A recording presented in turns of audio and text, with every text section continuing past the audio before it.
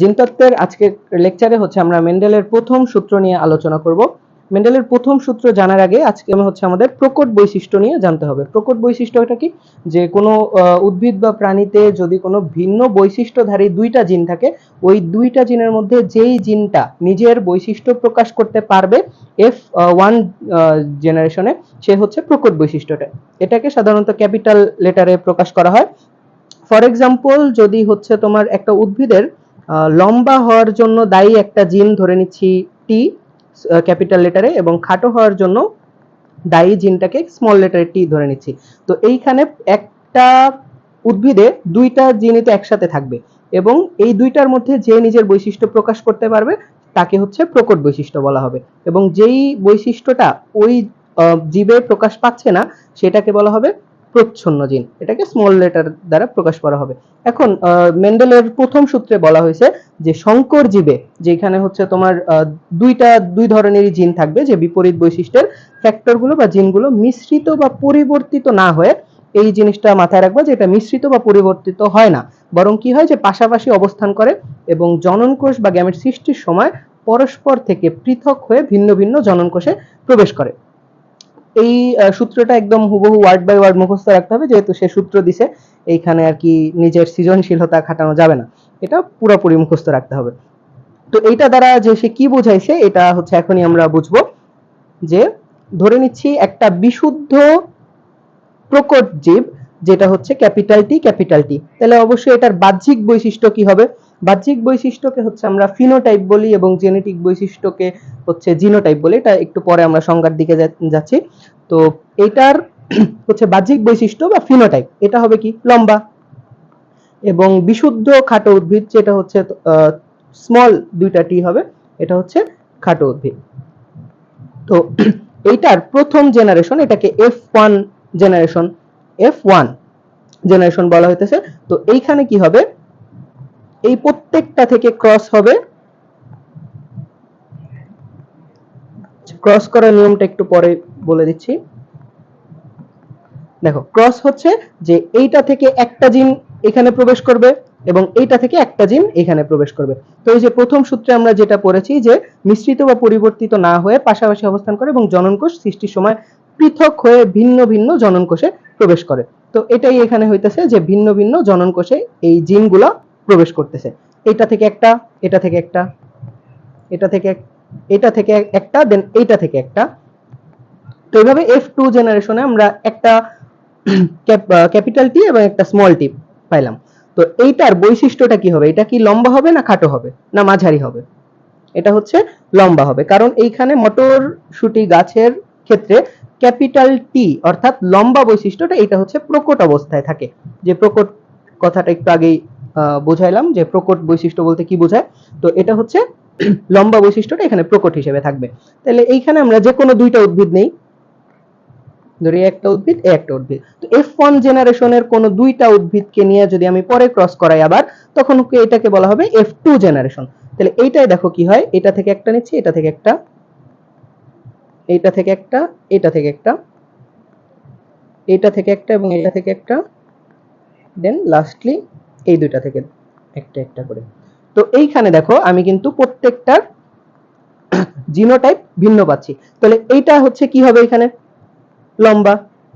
এই দুইটা জানি, যেহেতু এই ক্যাপিটাল টিটা প্রকট, তাহলে এই দুইটা লম্বা হবে।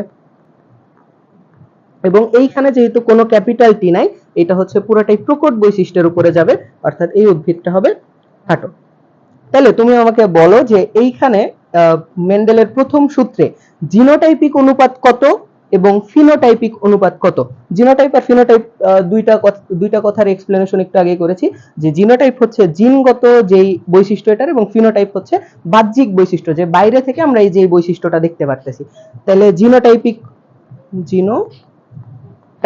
জিনোটাইপিক কয়টা?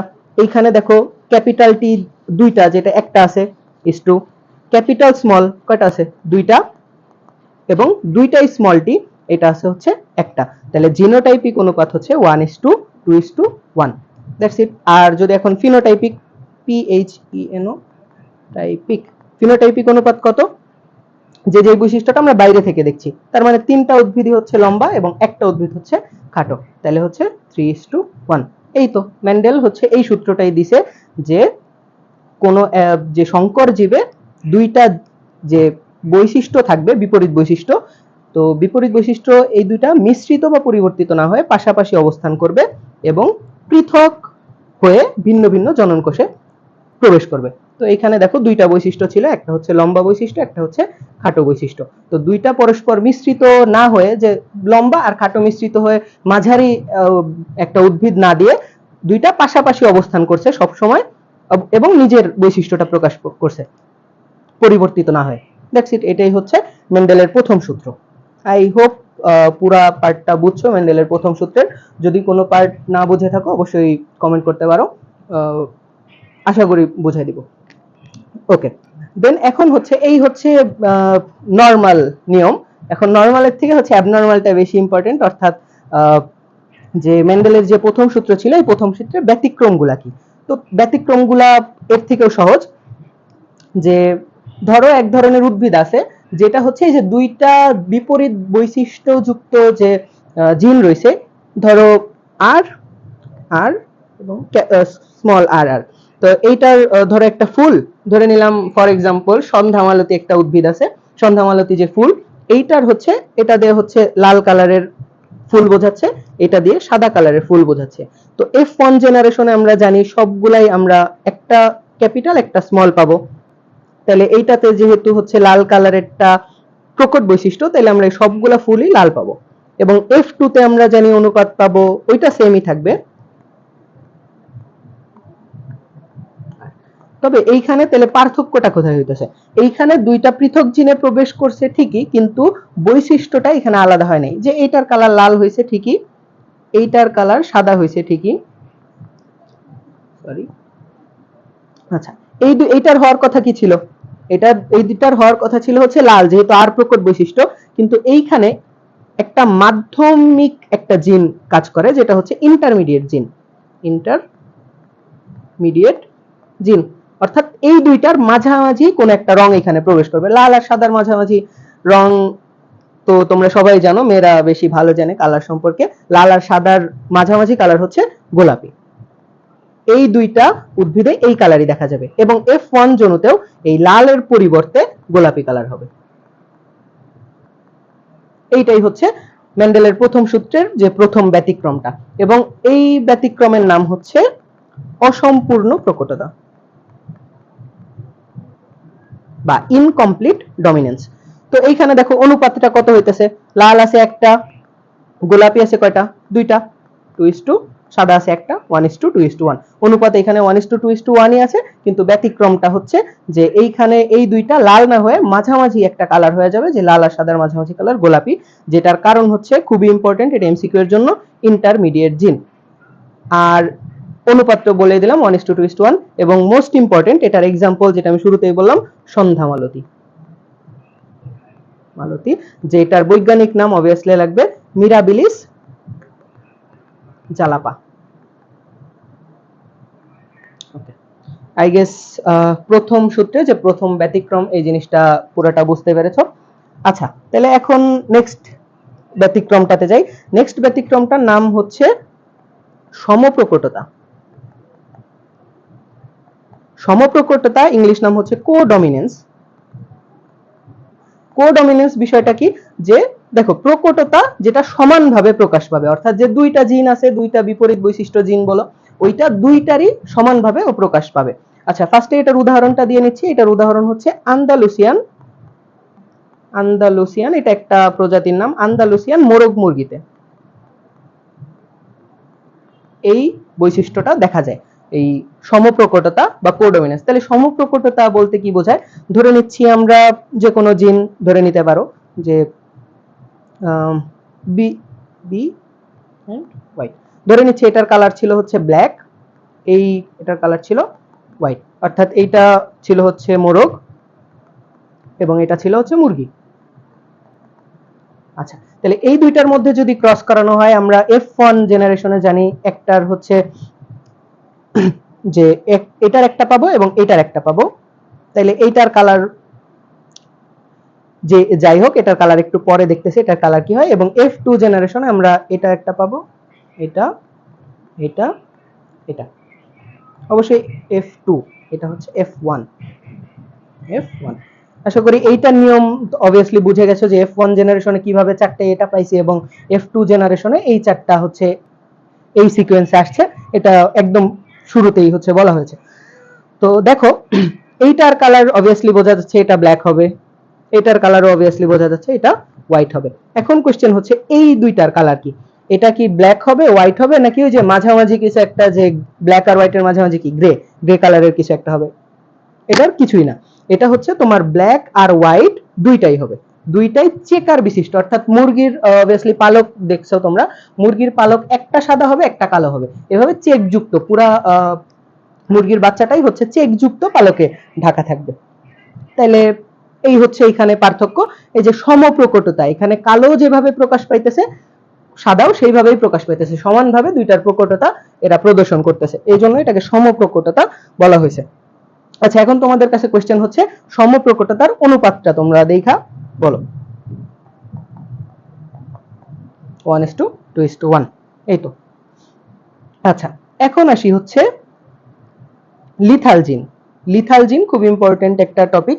লিথাল জিন বলতে যে ধরো হচ্ছে যে কোন একটা জিন যেটা হচ্ছে পয়জন্ড, এই জিনটা যদি হচ্ছে, আচ্ছা এখন হচ্ছে নতুন দুইটা টার্ম শিখতে হবে, হোমোজাইগাস অবস্থা এবং হেটারোজাইগাস অবস্থা। হোমোজাইগাস কোনটা? এই যে ধরো প্রিভিয়াস যে কোনো একটা বৈশিষ্ট্য নেই, একদম শুরুতে হচ্ছে তোমার যে ক্যাপিটাল টি এবং স্মল টি নিয়ে যেটা পড়ানো হয়েছিল, যে একটা হচ্ছে ক্যাপিটাল টি একটা স্মল টি এবং ধরো এইটাই দুইটাই ক্যাপিটাল টি, যেইখানে হচ্ছে এই দুইটা আলাদা অবস্থায় থাকবে, এটা এইটা হচ্ছে হেটারোজাইগাস, হেটারোজাইগাস, এবং এইটা হচ্ছে হোমোজাইগাস। হোমো মানে হচ্ছে একই, ঠিক আছে, যেহেতু দুইটাই একই তাই এটা হোমোজাইগাস। হোমোজাইগাসের আরেকটা উদাহরণ, তুমি যদি দুইটাই স্মল টি দিয়ে দাও, দুইটাই প্রচ্ছন্ন বিশিষ্ট, তাহলে এটাও হোমোজাইগাস এবং এটা হচ্ছে হেটারোজাইগাস। তাহলে এখন আসে যে লিথাল জিনের বিষয়টা। লিথাল জিন এইটা যদি প্রকট অবস্থায় থাকে, অর্থাৎ দুইটাই হচ্ছে ক্যাপিটাল, দুইটাই হচ্ছে এই অবস্থায় থাকে, তাইলে হচ্ছে এই ক্ষেত্রে মৃত্যু নিশ্চিত, ওই জীবটার মৃত্যু নিশ্চিত হবে, ঠিক আছে। এবং যদি এইটা কোনোভাবে হেটারোজাইগাস অবস্থায় থাকে, একটা ক্যাপিটাল এবং একটা স্মল, তাহলে এইটা মৃত্যু বা বিকলাঙ্গ হইতে পারে, নট অবভিয়াসলি যেটা মৃত্যু হবে, তবে হইতে পারে। তাহলে এইটারই হচ্ছে একটা উদাহরণ দেওয়া আছে, এই যে যেসব জিন হোমোজাইগাস অবস্থায় থাকলে জীবের মৃত্যু ঘটে সেই জিনকে হচ্ছে লিথাল জিন বলে। এইটার লিথাল জিনটা হচ্ছে মিউটেশনের জন্য হয়ে থাকে। মিউটেশনটা হচ্ছে কি, যে permanent change in the base sequence of DNA, DNA এর যে বেস সিকোয়েন্সটা থাকে এখানে যদি কোনো পার্মানেন্ট চেঞ্জ আসে ওইটাই হচ্ছে মিউটেশন। তো লিথাল জিনের প্রভাবকে লিথালিটি বলে, এটা প্রকট অবস্থায় থাকতে পারে, প্রচ্ছন্ন অবস্থায় থাকতে পারে। প্রকট অবস্থায় হোমোজাইগাস থাকুক বা হেটারোজাইগাস থাকুক, উভয় অবস্থায় মারা যায়, এবং প্রচ্ছন্ন অবস্থায় শুধুমাত্র হোমোজাইগাস থাকলেই মারা যায়, হেটারোজাইগাস হলে মারা যায় না, যে জিনিসটা একটু আগেই হচ্ছে বলেছি তোমাদের। আচ্ছা, দেন লিথাল জিনের বৈশিষ্ট্য এটা পড়বা, এটা আবিষ্কার করছে হচ্ছে লুসিয়ান কুয়েনো, ফরাসি একজন জিনতত্ত্ববিদ। আচ্ছা, তাহলে এই দেখো এখানে চেকার বোর্ডটা খুব সুন্দর করে দেওয়া আছে। ধরে নাও হচ্ছে এই ওয়াইটা হচ্ছে পয়জন্ড, অর্থাৎ লিথাল জিন, অর্থাৎ ক্যাপিটাল ওয়াইটা। তাহলে এই ক্যাপিটাল ওয়াইটা দেখো যেইখানেই হচ্ছে তোমার হোমোজাইগাস অবস্থায় আছে, এই ইঁদুরটা কিন্তু দেখো উল্টায় আছে, অর্থাৎ এটা মারা গেছে। এবং যেটা হচ্ছে তোমার আর বাকি নিয়মগুলা একই থাকবে, যে একটা ক্যাপিটাল এবং একটা স্মল থাকলে এই কালার হবে, একটা ক্যাপিটাল স্মল থাকলে এই কালার হবে, দুইটা যদি স্মল থাকে তাহলে এই কালার হবে, ওই নিয়মগুলা এখানে প্রযোজ্য। কিন্তু যদি এটা হোমোজাইগাস অবস্থায় থাকে তাইলে হচ্ছে এই জীবটা মারা যাবে। তাহলে এইখানে দেখো এইখানে অনুপাত কত হইতেছে, এইটা তো মারাই গেছে, তাহলে হলুদ কালারের হইতেছে দুইটা এবং 11টি কালার বা কালো কালার ধরে নাও, এইটা কালার হচ্ছে একটা, তাহলে এখানে অনুপাত হচ্ছে 2:1। এখন দেখো এখানে একটা কথা লেখা আছে, প্রকট লিথাল জিনে 75% মারা যায়, প্রকট লিথাল জিনে 75% মারা যায়। তোমরা যদি প্রকট লিথাল জিন এবং এটার প্রকট অবস্থা বুঝে থাকো, তাহলে এই কথাটা দ্বারা কি বোঝায় এটা তোমরা কমেন্ট করবা, এটাই হচ্ছে তোমাদের হোমওয়ার্ক, যে তোমরা আসলে প্রকট জিন কতটা বুঝছো। প্রকট লিথাল জিন এটা হচ্ছে যদি থাকে তাহলে 75% প্রাণী মারা যায়। এই তো, তাহলে আমরা আগের পড়াটা একবার রিভাইজ করে নেই যে সমপ্রকটতা বা কোডমিনেন্স 1:2:1। উদাহরণ হচ্ছে কালো এবং সাদা আন্দালুসিয়ান মোরগ মুরগি এর এই যে ক্রসিং এবং অনুপাত। এবং প্রত্যেকটা ক্রসিং একটু লিখে প্র্যাকটিস করবা, কারণ এটা হচ্ছে তোমাদের সিকিউতে অবভিয়াসলি এই কোশ্চেন আসলে এই টপিক থেকেই আসবে এবং এই ক্রসিং গুলা দিয়ে দিলে নাম্বার বেশি আসবে। আচ্ছা, এই যে মিরাবিলিস জালাপা, লাল ফুল এবং গোলাপি ফুল এবং সাদা ফুল 1:2:1 সন্ধ্যামালতি। এই হচ্ছে অসম্পূর্ণ প্রকটতা বা ইনকমপ্লিট ডমিনেন্স। আচ্ছা, এখন হচ্ছে আমরা সংজ্ঞার দিকে যাই। এখন হচ্ছে অনেকগুলা নতুন ওয়ার্ড তোমরা শিখে ফেলছো, যারা নতুন এই অধ্যায়টা পড়তেছো তাদের জন্য হচ্ছে এখানে দেখো 15টা হচ্ছে সংজ্ঞা দেওয়া আছে। এই 15টা সংজ্ঞা জানতে হবে।